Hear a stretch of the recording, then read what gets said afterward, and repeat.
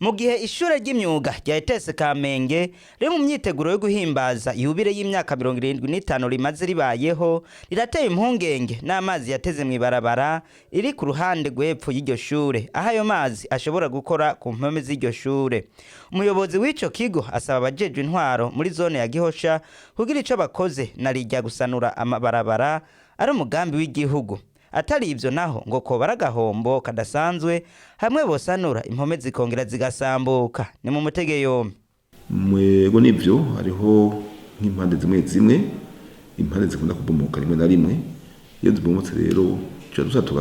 tugasanasana tugasanura muguruma n'agahombo k'ishuri kuko zindero bomoka murumva yuko ari uburyo buca kurikora kandi ubwo buryo bwateza gukora ikindi kintu. Kubera rero ishuri rya ETS Kamenge rica ku mpande z'amabarabara atandukanye cyane mbere kuri barabara cyangwa kuri paruwasi ya Saint Jean Baptiste haruguru hari barabara rijana abakirisi baja gusenga kandi barahita cyane mugaye twumva ngo baryugare gusa twose abashoferi b'imiduga yuko ari kwanyuma imiduga boshishima imiduga hagati na hagati mu barabara ntibegereze impome kuko wegereje impome ruca runyiganga rugacibona guca rusiduka nico gita twotera kamu abantu bahaca na cyane bafise imiduga abimana hezagiye bakaronka uburyo bwo kwiyunguruza kuko bahaciye boreka kuza baribanda ku mpome z'ishuri. Cyo kimwe no ku ruhande rundi rwo hepfo ETS Kamenge umera nkuja mu Gasenyi twarigeze kuvuga nico kibazo n'urongoye zone ya Gihosha uko iryo barabara ry'ishuri ni barabara ry'igihugu ni barabara rirabwa na administration. Ishuri nivyo ku ruhande rwayo gwarakoze clôture dukoze clôture hatezemwe amazi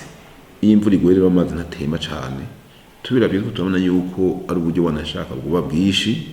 gacamo no gusaba yuko abajejwe intwaro muri zone Gihosha cyane mpereye kuri chef de zone ngira kumbura avuge na mustanteri w'ikomine yacu ntangwa yuko boraba ingene iryo barabara borisanura na cyane ngira ngo na cyane cyo kwihutirwa gukura rya amazi mu ibarabara kugira rya amazi ashobore gutemba uwo rya amazi adatemvye turabona ko ishuri rya ETS Kamenge ribangamiwe rishobora kuzofata rugero rukomeye rucajagira kugira bande kudababwira rukabomoka namye ndanaruraba bikoraba neza nuruhome rwagomba gupima hagufi sombo kilometero mugabo ni musi kilometero nka hegitometre antuka bapima nk'imetero nk'amajana nk'indwi muno makoromero rwego cyane guguma kwegera nk'ikilometero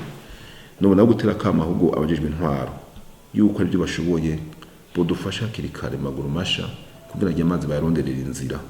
kuko nyamazi mu gatabo sinzira turabona ko zohava dukwegera ingorane cyane mu kutubomora ugo ruhome rwa ETS Kamenge bigace bituma uburyo twokoresheje ahandi buca buja gukora ugo ruhome mudamva gukora gahombo ku gihugu n'agahombo kuri ETS Kamenge natwebwe turi ngahanye turabibona hamwe batubwiye programme n'umunsi kuko nibo badutwara ku rwego rwa administration je kubganje nk'umuyobozi w'ishuri y'ababyeyi nishoboye tubivyukiye je mu gitondo